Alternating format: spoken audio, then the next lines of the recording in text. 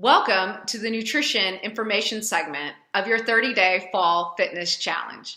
My name is Anna Sparks, owner of Sparks Systems. Sparks Systems is a health and performance coaching company that utilizes metabolic testing in order to create individualized nutrition, movement, and breathing strategies. So let's go ahead and get started. First of all, what is metabolism?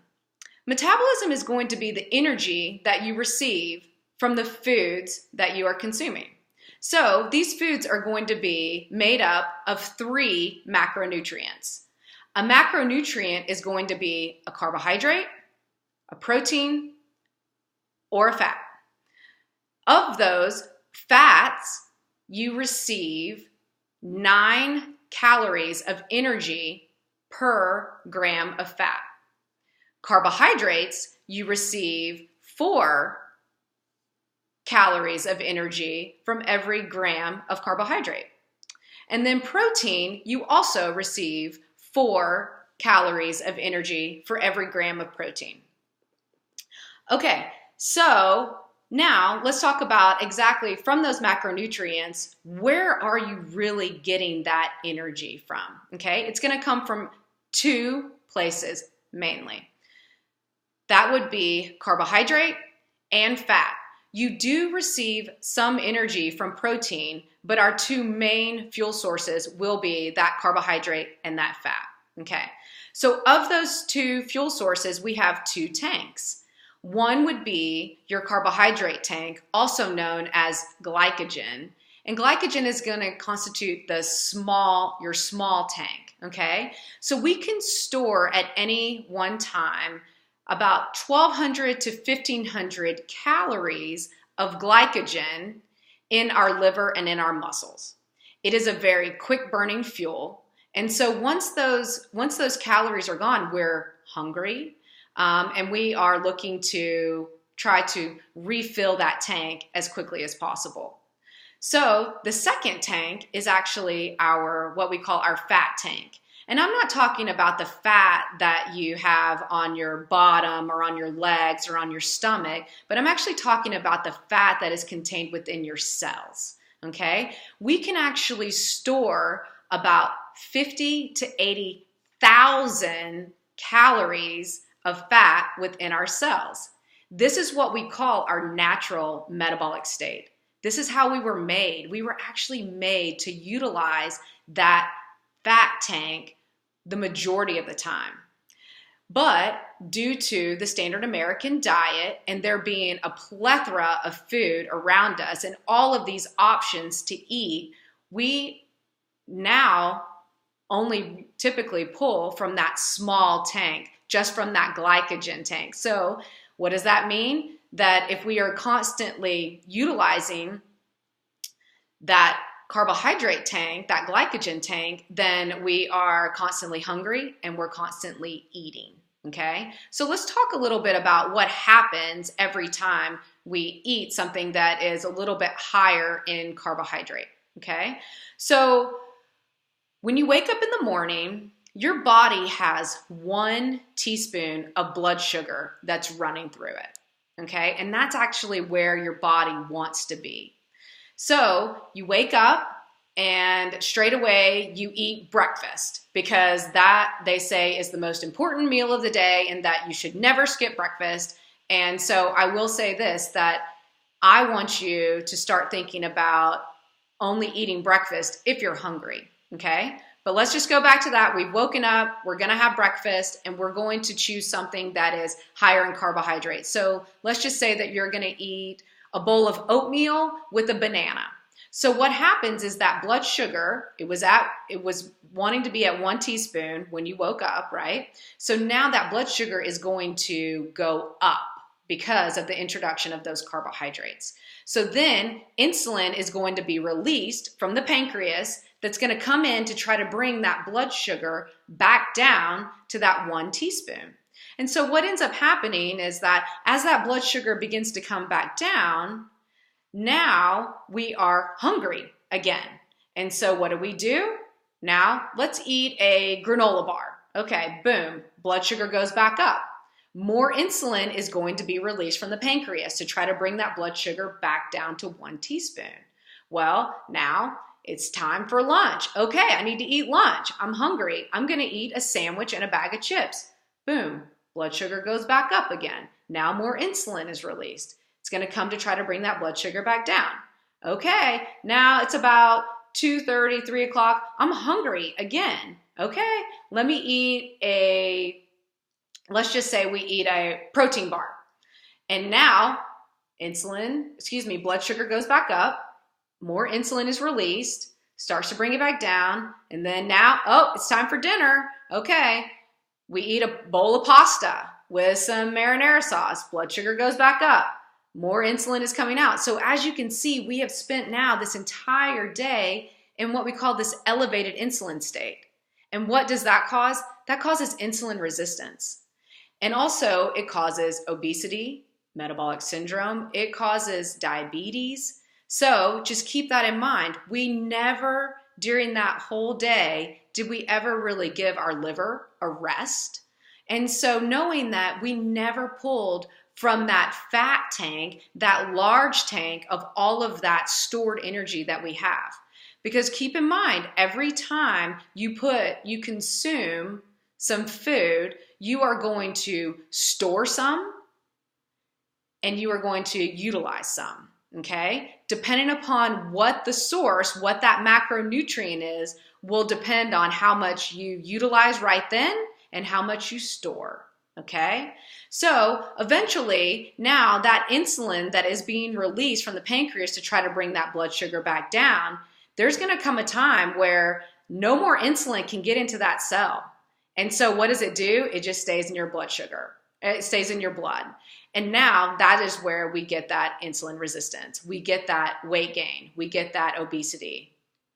Okay, so now what I want to talk about is how can we actually create what we call a metabolically efficient plate, okay? Because this is now how you're going to execute so that we can make sure that we are maximizing, utilizing that large fat tank all the time and not being so heavily reliant on that small tank. Okay, because the more we can utilize that stored energy, the less we need to, one, consume, and two, then that also means that we're spending time now doing other things in our day that are very, very productive.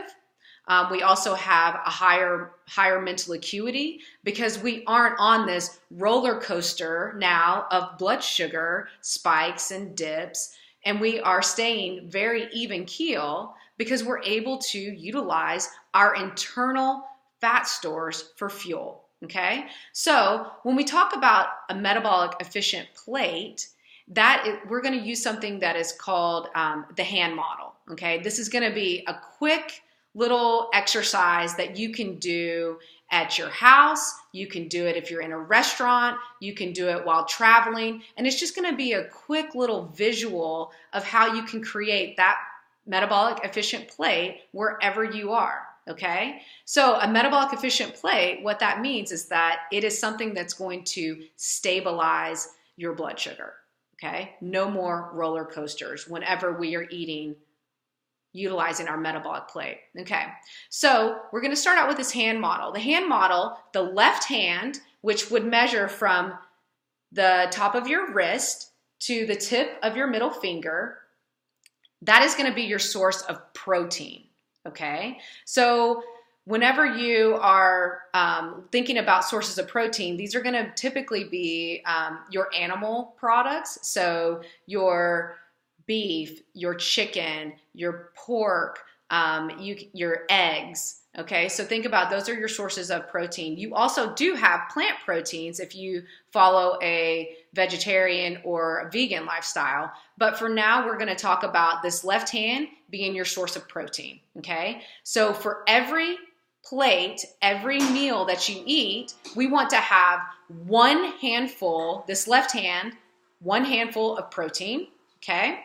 And then we will have 2 handfuls, using that right hand, of what we call non-starchy vegetables, okay? Non-starchies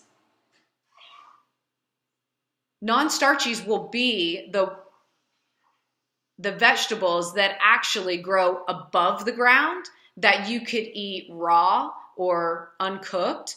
And when you think about starchy vegetables, those are going to be the ones that grow in the ground, okay? And so that would be your potatoes, your beets, your carrots. It's not that these vegetables are bad, but they do contain higher amounts of carbohydrate and sugar, okay? So again, back to how is it going to impact that blood sugar?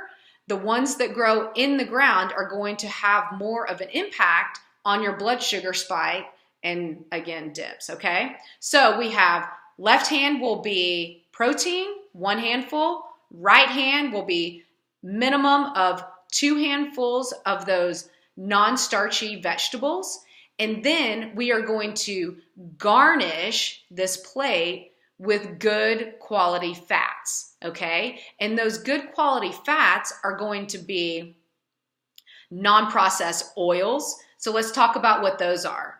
That would be your avocado oil. That would be your olive oil. That would be your coconut oil. Those are going to be your best sources of non-processed oils, okay? We also will use high quality cheeses as garnishes, okay? So high quality cheeses would be something that is not processed. So American cheese is processed cheese. Pepper jack cheese is processed cheese. We're going to look for higher quality cheeses such as a feta, a gorgonzola, a goat cheese, a high quality Parmesan cheese would also be a great source of high quality fat. And also think about garnishing with avocados. Avocados are a great source of those good fats for you. Also, remember you can use nuts and nut butters as well. So when you think about nuts, the highest quality nuts would be your macadamia nuts. And then next would be Brazil nuts, which they contain a lot of selenium, which that you need in order to, especially when you're doing your fitness challenge, selenium is going to be a great nutrient for you to have on board. And then pecans. You can also think about walnuts and almonds. You can get almond butter as well. And so as you can see, I didn't talk about peanuts because peanuts are actually a legume. And legumes will spike blood sugar a little bit more than, say, a tree nut, which those tree nuts I just listed off to you. So let's try to do our best if we're going to choose a nut or a nut butter to kind of, in this next 30 days, to kind of keep peanuts maybe off the list for 30 days. And so that right there is just a quick way that you can create your plate, your metabolic plate, and that will keep your blood sugar more optimized. Now, if you would like something more personalized or custom, please know that you can reach out to us at any time at sparkssystems.net in order to be able to come in and do what we call our metabolic efficiency testing, so we can actually measure your metabolism, and that way we know exactly what those macronutrients need to be, the exact quantities and the timing of those nutrients need to be for you, for your individualized metabolism. Okay. We also offer metabolic health coaching. So now not only are we going to measure your metabolism, but we will provide you with that guide, that plan from the proper nutrition, the proper movement, the proper breathing. And breathing is that stress management component. And we will actually give you a coach, a guide that's going to help you execute that plan. They will hold you accountable. They will be there with you every step of the way. So again, please check out our website at sparkssystems.net. And best of luck to you in the next 30 days in your fall fitness challenge.